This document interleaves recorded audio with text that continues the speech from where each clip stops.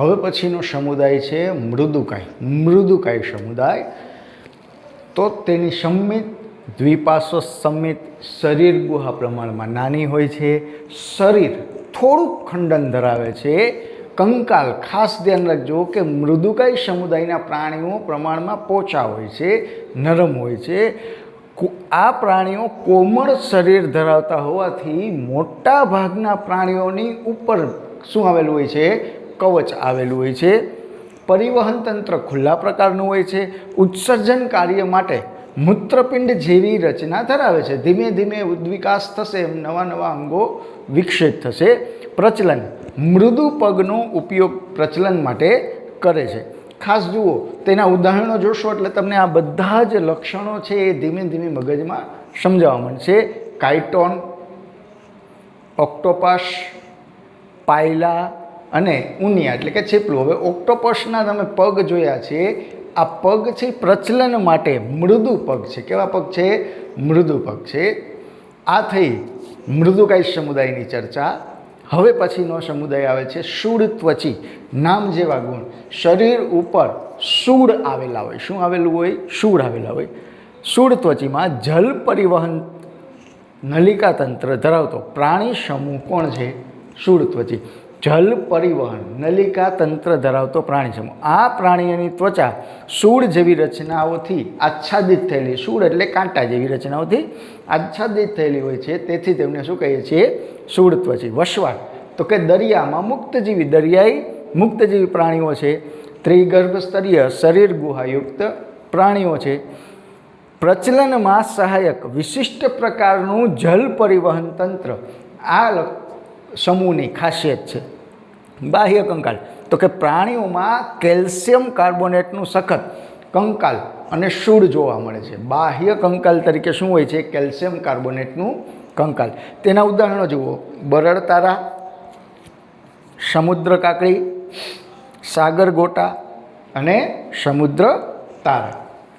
હવે આપણે સૌથી પહેલાં મેરુદંડની હાજરી એટલે મેરુદંડની હાજરીને આધારે બે પ્રકાર, પ્રાથમિક મેરુદંડી અને પૃષ્ઠવંશી. એમાં જોઈએ આપણે પ્રાથમિક મેરુદંડી કે જીવનની બધી જ અવસ્થામાં મેરુદંડ હાજર હોતો નથી.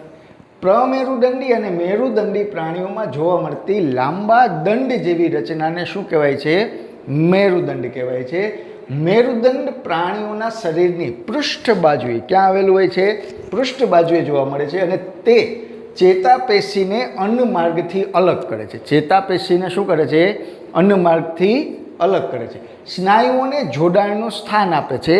સ્નાયુઓને જોડાણનું સ્થાન આપે છે. તેનાથી પ્રચલન સરળતાથી થઈ શકે. હવે આપણે જે વાત કરીએ છીએ પ્રાથમિક મેરુદંડીની, કે જેમાં એની જીવનની દરેક અવસ્થામાં મેરુદંડ હાજર હોતો નથી. તેના લક્ષણો તો કે તે પ્રાણીઓ છે દરિયાઈ પ્રાણીઓ છે. ત્રિગર્ભસ્તરીય દેહયુક્ત રચના જોવા મળે છે. દ્વિપાર્શ્વસ્થ સંમિત જોવા મળે છે.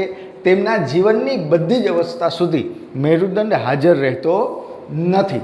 તેના ઉદાહરણ છે બાલાનોગ્લોસસ, એમ્ફિઓક્સસ અને હર્ડમેનિયા. હવે જોઈએ આપણે પૃષ્ઠવંશી પ્રાણીઓ. કેવા પ્રાણીઓ? પૃષ્ઠવંશી પ્રાણીઓ અથવા તો મેરુદંડી પ્રાણીઓ.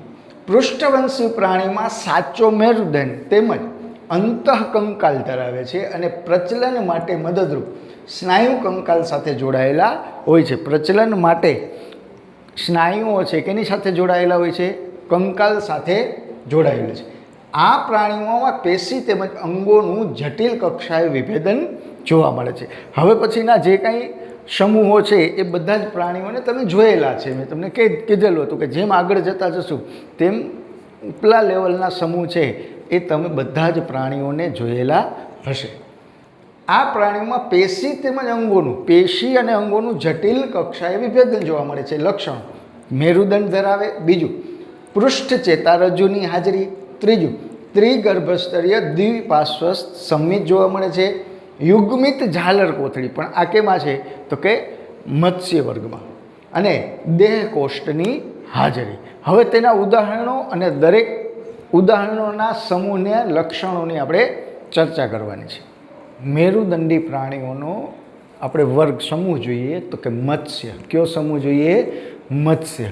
વસવાટ દરિયાઈ કે મીઠા પાણીમાં, મત્સ્ય તમે ઓળખો છો, મત્સ્ય સમૂહને તમે ઓળખો છો, કાં તો દરિયાઈ જોવા મળે અથવા તો મીઠા પાણીમાં જોવા મળે. બાહ્ય કંકાલ છે ત્વચા. બાહ્ય કંકાલની વાત કરો તો કે ત્વચા ભીંગડા અથવા તો પ્લેટોથી ઢંકાયેલી હોય છે, કારણ કે આ પ્રાણીઓને સતત પાણીમાં રહેવાનું છે.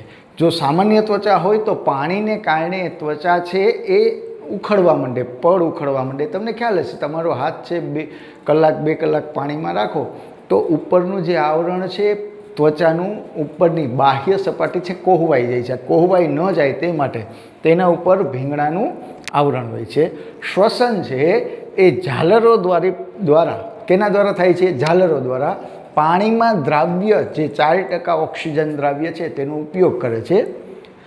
શરીર કેવું છે તો કે ચપટું, રેખીય અને ત્રાકાકાર. માછલીનો જે આકાર છે, આગળ અને પાછળથી સાંકડો અને વચ્ચેથી પહોળો, આવા આકારને શું કહેવાય છે? ત્રાકાકાર કહેવાય છે. પ્રચલન પાણીમાં તરવા માટે પૂંછડી એક અયુગ્મિત પૂંછડી અને 2 મીન પક્ષ, એટલે જોડીમાં મીન પક્ષો આવેલા હોય. પૂંછડી છે એ દિશા બદલવાનું કાર્ય કરે છે. હૃદય એક કર્ણક અને એક ક્ષેપકનું બનેલું દ્વિખંડી હૃદય છે. કેવું છે? દ્વિખંડી હૃદય. જો ધીમે ધીમે હવે ઉદ્વિકાસ થતો જશે એટલે નવા નવા અંગો આવતા જશે. તાપમાનના આધારે પ્રાણીના પ્રકાર, તો મત્સ્ય વર્ગ છે અસમતાપી પ્રાણી છે, શીત રુધિરવાળા પ્રાણીઓ છે. કેવા છે? શીત રુધિરવાળા પ્રાણીઓ. હવે મત્સ્યની વાત કરીએ તો એનો વિકાસ છે, મોટા ભાગના મત્સ્ય છે ઈંડા મૂકે છે. શું કરે છે? ઈંડા મૂકે છે, એટલે અંડપ્રસવી પ્રાણીઓ કહેવાય છે, ઈંડા મૂકતા પ્રાણીઓ. મત્સ્ય છે એ 2 ભાગમાં વિભાજિત થાય છે, એક કાસ્થિ મત્સ્ય અને એક અસ્થિ મત્સ્ય.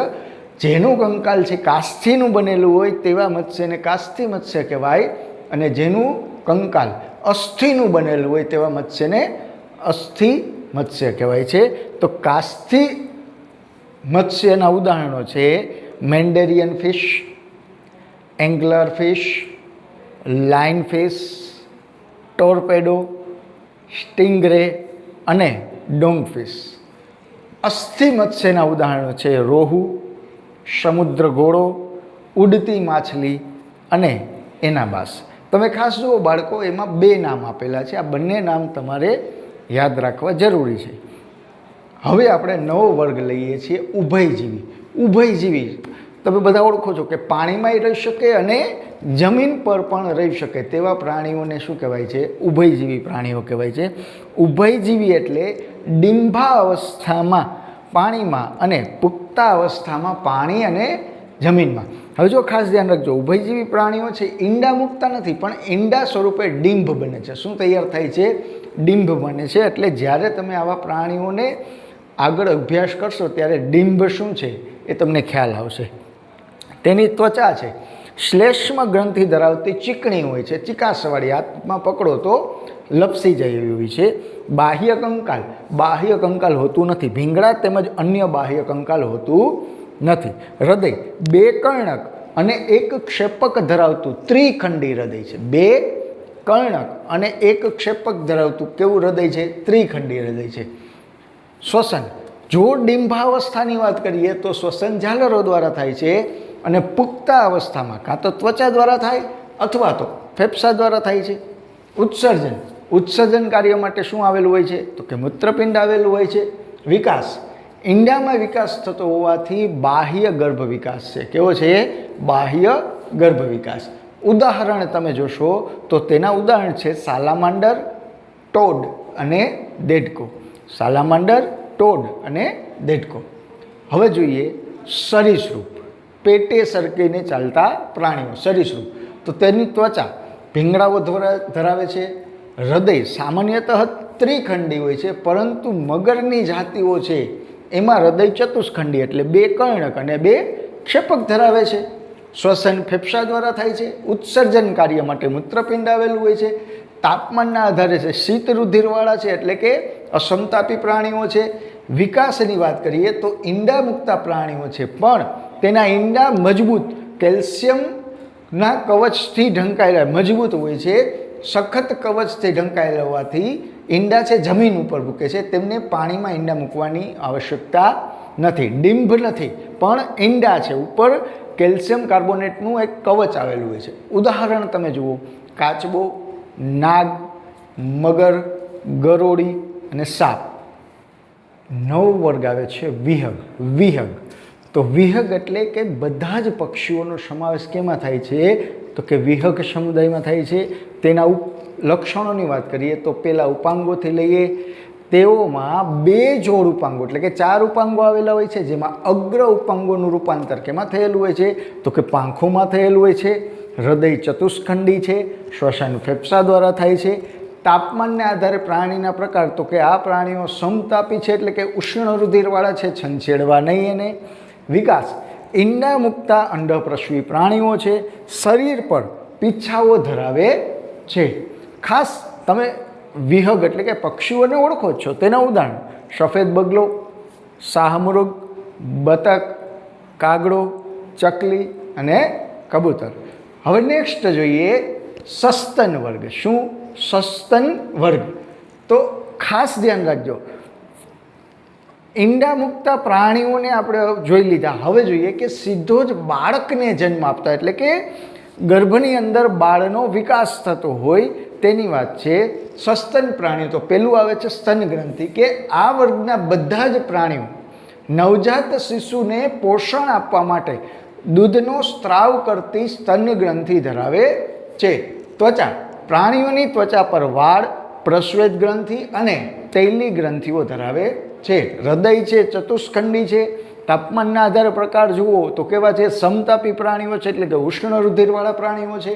વિકાસ, ગર્ભ વિકાસ છે માતૃ પ્રાણીમાં થઈ જીવિત બાળ પેઢીને જન્મ આપે છે. તેમાં અપવાદ છે. અપવાદમાં શેડો અને બતક ચાંચ આ 2 સસ્તન પ્રાણીઓ એવા છે કે જે સસ્તન હોવા છતાં શું કરે છે? ઈંડા મૂકે છે. સસ્તન પ્રાણીમાં કાંગારૂ શું કરે? તો કે અવિકસિત નવજાત જ્યાં સુધી પૂર્ણ વિકાસ પામતું નથી ત્યાં સુધી માર્સુપિયમ નામની કોથળી, તેના પેટના ભાગમાં એક કોથળી જેવો ભાગ આવેલો હોય, તેમાં નવજાત શિશુને શું કરે છે? લટકાવી રાખે છે. હવે સસ્તન વર્ગના ઉદાહરણો વેલ, ચામાચેડિયું, બિલાડી, ઉંદર અને માનવ. અહીંયા આપણું આ પ્રકરણ